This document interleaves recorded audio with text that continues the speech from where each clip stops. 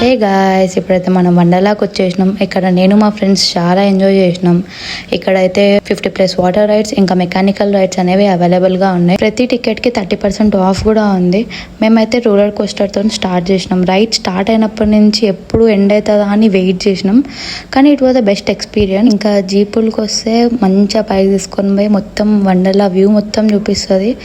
దాని తర్వాత next time అవుతుందో మీరే ఎక్స్పీరియన్స్ చేయండి.